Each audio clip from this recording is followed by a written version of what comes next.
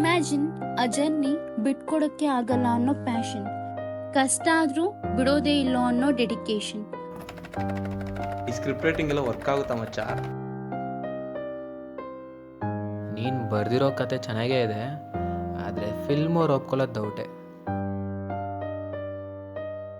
ಈ ಸಿನಿಮಾ ಎಲ್ಲ ಮಾಡಂಗಿದ್ರೆ ನೀ ಮನೆಯಿಂದ ಆಚೆನೆ ಹೋಗ್ಬೋದು.